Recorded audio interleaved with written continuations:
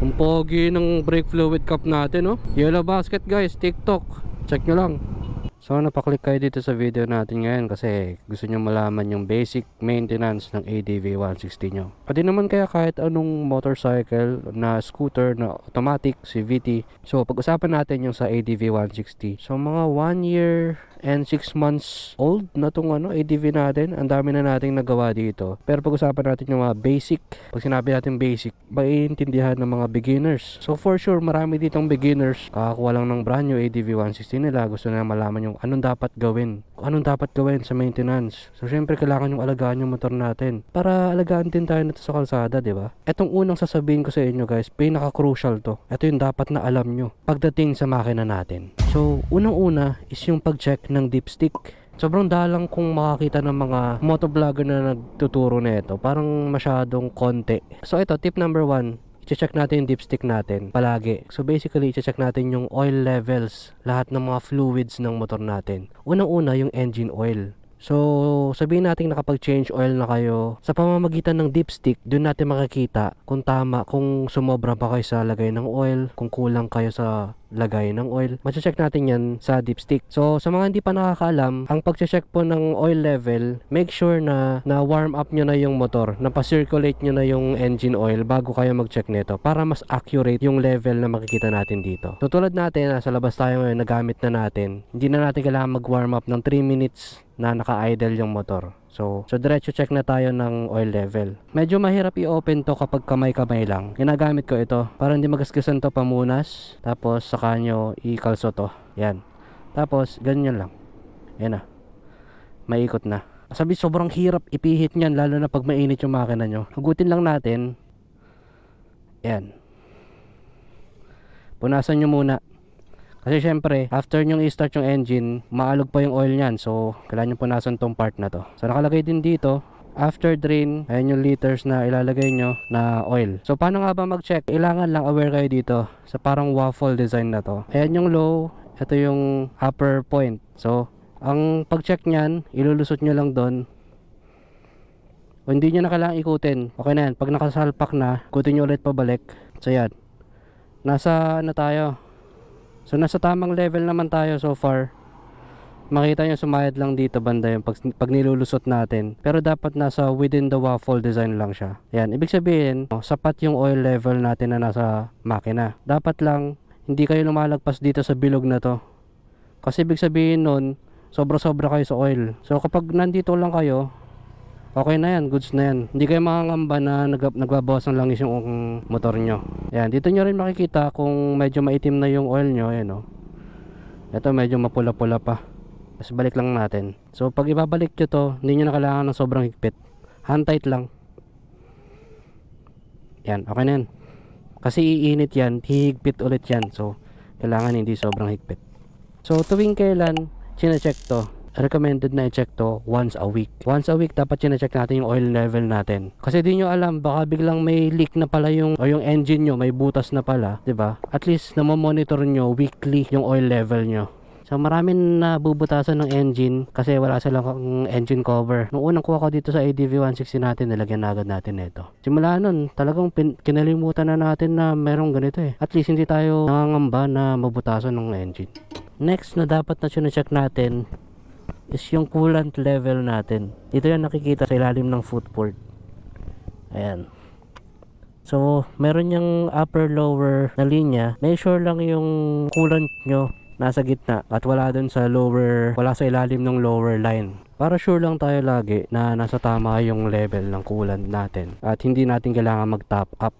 Medyo hassle din ang top up nito kasi tatanggalin natin tong footboard. Nandito banda yung coolant reservoir natin eh. Ayan, at least alam natin na nasa tamang level yung coolant natin. Yung radiator natin hindi mag-overheat. Isa pang liquid na dapat chine-check, itong brake fluid. Ito natin yung reservoir natin. Ayan, may linya na lower line. Kailangan nandyan sa level na yan or mas mataas sa level na yan yung oil nyo, yung liquid dyan.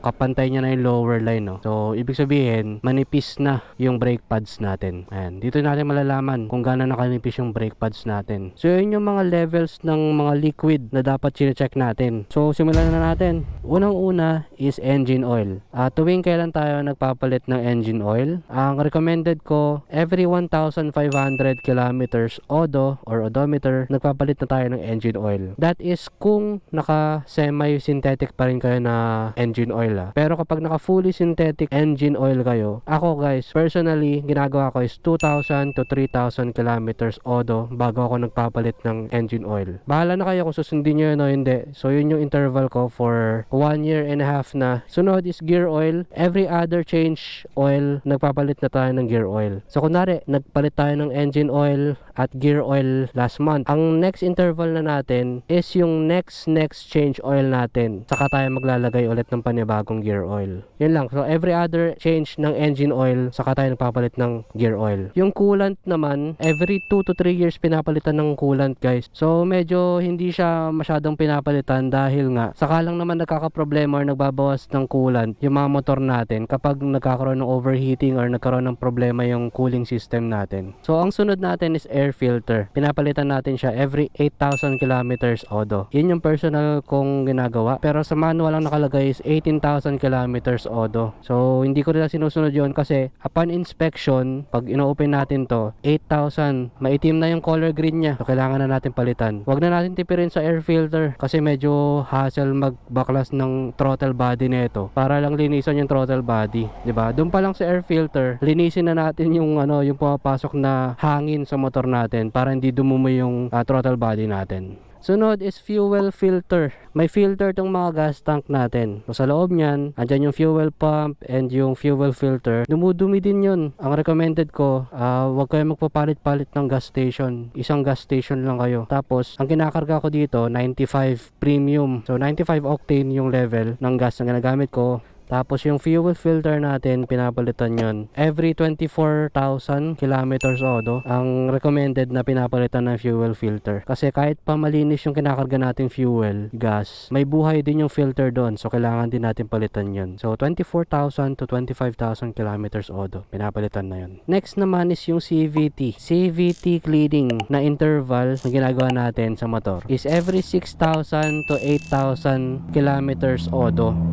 So, yung iba 6,000 pa lang nagpapalinis na. Ako every 8,000. Pero depende pa rin naman yan kasi sa inyo. Kung ayaw nyo lang ng dragging at maiwasan nyo yung wear and tear ng mabilis na wear and tear ng mga parts ng CVT nyo is dalasan nyo yung CVT cleaning. Pero for me, 8,000 odo, nagpapa CVT cleaning ako. At since nandito na rin tayo sa CVT, yung belt natin, pinapalitan yan every 24,000 kilometers odo. So, depende pa rin yan kung all stock pa rin yung CVT nyo, yung mga parts. Kasi for me, nagpalit na ako ng flyball ng mas magaan. So, mas stress na yung belt ko. So, sa manual, ang sabi, every 24,000, pinapalitan na yung belt. Pero for me, 20,000 odo pa lang siguro magpapalit na ako ng belt natin. So, hindi pa naman natin nare-reach yun.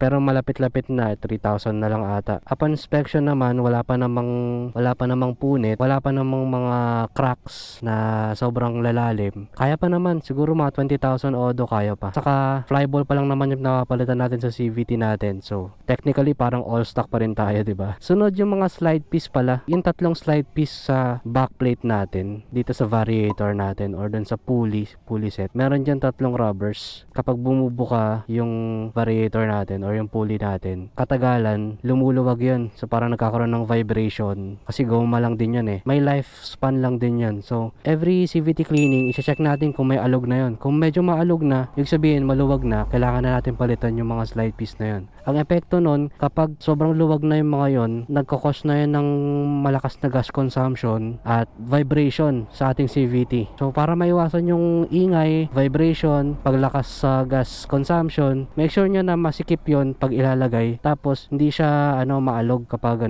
ginagalaw natin yung pulley set natin, saka yung backplate natin. Sunod naman yung clutch lining. dito sa ating bell. Yung clutch lining natin, depende yan sa kapal. Makikita naman natin upon inspection kung makapal pa or hindi na. So isa din yan sa nagkakos ng dragging. So make sure na palitan natin yon. Siguro ang lifespan ng clutch lining natin parang kasing tagal nung belt. Parang mga 24,000 to 25,000 kilometers odo bago yan palitan. So medyo matibay naman yan. Huwag nyo lang sigurong gagalawin yung bell nyo, yung groove nun. Kasi ang stock lining ng ADV 160 is for the stock bell lang din. Para sa akin kasi parang di recommended yung ipapagroove yung bell. Siguro kung gagawin ko man yon, bibili na lang ako ng set ng bell na may kasamang lining na dedicated para doon. Di ko recommended yung i-modify natin yung stock tapos magdadasal na lang tayo na gumana siya ng maayos. So parang para sa akin hindi ko nagagalawin yung part na yon. So depende pa rin naman yan sa inyo. Okay, so tapos na tayo sa CVT. Next naman yung braking system natin. So itong brakes natin, ang kailangan natin i-check dito yung brake pads. So yung brake pads natin, harap likod. Dito natin malalaman yung kung gaano kakapal yung mga brake pads natin. So naka-center stand lang tayo. Para ma-check yan, kailangan naka-level yung motor nyo. Ito yung tunay na kapal ng ating mga brake pads sa likod, ito sa harap. So medyo nasa above pa tayo ng lower, pero sa akin medyo manipis na yung brake pads natin kasi 1.5 year na natin gamit yan, hindi pa natin pinapalitan, stock pa rin. Tapos itong rotor natin, numinipis din to katagalan, pero matagal din naman ang buhay nito. Huwag nyo lang pinapaabot na yung brake pads nyo as in bakal na lang, tapos bakal to bakal na yung contact dito sa rotor natin. Doon makakayod yung rotor natin, ninipis yan. Mapapansin nyo, ang symptom pa ng manipis na brake pads is squeaking noise. Nag-squeak na yung brakes natin. Okay, so next stop natin is spark plug pala. Ang ating spark plug, pinapalitan to every 12,000 kilometers odo. So, yung sa akin, napalitan na natin dahil 17,000 odo na ata tayo. 17,500. So, every 12,000 pinapalitan daw ang ating spark plug. So, base yan sa manual na Honda. Tapos, depende rin sa spark plug na papalit nyo. Ang pinalit ko is iridium spark plug. Ang sabi, ang mga iridium spark plug is mas matagal ang buhay kaysa dun sa stock. So, yung sa akin, probably 15,000 kilometers odo bago ako magpalit ulit ng spark plug. And syempre from time to time i-check natin kung tama ba yung sunog. Kung normal yung sunog ng ating mga spark plug, ma-check din natin yan dito. Tapos tulad yung sabi ko kanina, yung throttle body natin, itong throttle body dito sa ilalim dyan, ito every 25,000 kilometers siguro ipapa-cleaning na natin tong throttle body, regardless kung consistent tayong magpalit ng filter natin ng air filter natin. Kung may nararamdaman na kayong hindi maganda sa takbo ng motor nyo or mahagok na and aware kayo na medyo matanda na yung motor nyo, is baka kailangan na ng throttle body cleaning. So i-check nyo yung maigi. Tapos sa mga hindi pa nakakaalam, ito yung nandito sa loob ng ating radiator, yung umiikot at nagge-generate ng kuryente para sa ating scooter. Yung magneto cleaning naman every 2 years, every 2 to 3 years. Pero para maiwasan natin yung maintenance, pinarepaint ko na yung ating magneto. After 1 year siguro ng ADV natin, nagpa-repaint na ako ng magneto ko. Ipa-plug ko dyan yung video. Nakita natin na medyo may mga konting kalawang na. Bago nila ibinalik, nilinis nila yung magneto natin and nirepaint para iwas kalawang na. At mas matagal na nating lilinisin ulit yung magneto natin. Suspension wise, ako hindi ko pa ginagalaw yung suspension ko, pero kailangan ito pinaparepack din to eh. Etong suspension natin, siguro pag naka 2 years na siguro at hindi na maganda yung play, yung bounce, paparepack na natin tong harap. Etong Showa suspension natin sa likod, sobrang goods nito. Lalo na nung napalitan yung engine hanger rubber, yung banda sa ilalim dito, may rubber yan. Nagpapalit tayo ng mas makapal na rubber. Tapos ni-reset yung position. Mas gumanda yung play ng Showa natin. Pero so far so good ako dito sa Showa. Parang di ko pa gustong palitan to anytime soon. Maintenance nito, hindi to nare-repack as per AV Moto, hindi to nare-repack. So pag naramdaman niya na may sira na yung Showa nyo, palit na talaga. Palit na talaga ng aftermarket na shocks. Sunod naman is ball race. Meron na rin tayong video about sa ating ball race na palitan na natin. Yun yung bakal na bilog na tinatamaan every time na nalulubak tayo. Ang tendency nun, pag nagkaroon ng mga bukol yung ating ball race, mararamdaman nyo yun sa turning nyo dito.